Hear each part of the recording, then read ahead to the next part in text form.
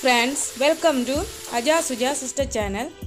இன்றைக்கு நான் உங்களோட பகிர்ந்து கொள்ள போகிற காணொளி கடலைப்பருப்பு சுண்டல்.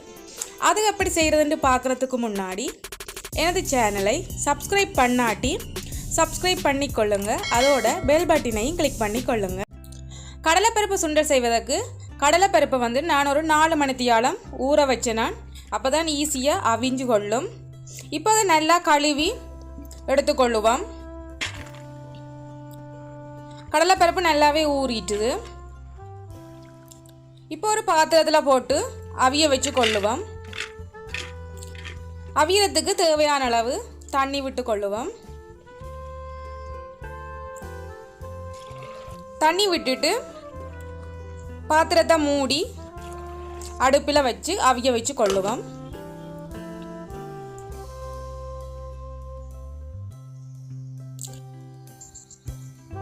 கடலைப்பருப்பு அவிஞ்சதும் கொஞ்சமாக உப்பு சேர்த்து கொள்ளுவோம்.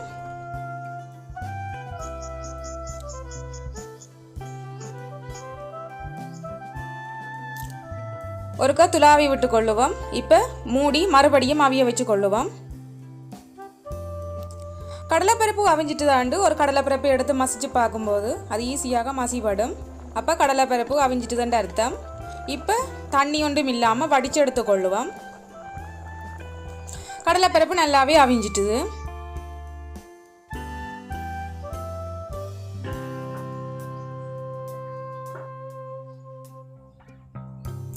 இதை தண்ணி இல்லாமல் நல்லா வடிச்செடுத்து கொள்ளுவோம்.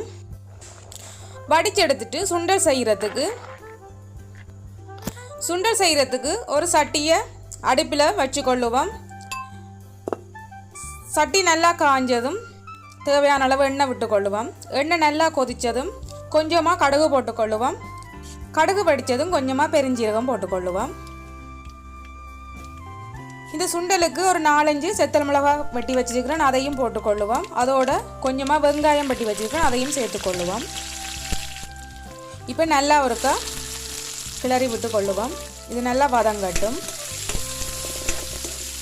இந்த சுண்டலுக்கு தேவையான கருவேப்பிலை சேர்த்துக்கொள்ளுவோம்.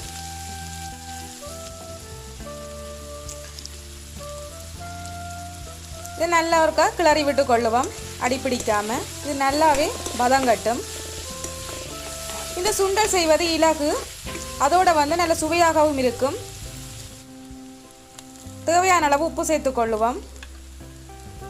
காலையிலையும் பிரேக்ஃபாஸ்ட்டாக செய்து கொள்ளலாம். ஈவினிங்லேயும் எதுவும் ஸ்நாக்ஸ் சாப்பிடணுமெண்டா இதை செய்து சாப்பிட்டு கொள்ளலாம். நல்ல ஹெல்த்தியான ஒன்று. அதிக நேரம் பிடிக்காது, சீக்கிரமாக செய்து முடிச்சிடலாம். இப்போ அந்த அவிச்ச கடலைப்பருப்பையும் சேர்த்து கிளறி விட்டு கொள்ளுவோம். கொஞ்சமாக தேங்காய் வெட்டி வச்சுருக்கிறேன் சின்னதாக, அதையும் சேர்த்துக்கொள்ளுவோம். துருவியும் சேர்த்துக்கொள்ளலாம், இப்படி சின்னதாயும் வெட்டி சேர்த்துக்கொள்ளலாம்.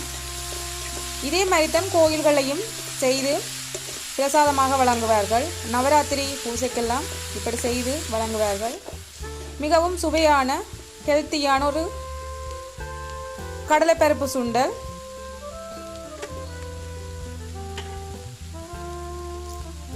இது செய்கிறதுக்கு ஒரு 5 நிமிஷம் போதும்.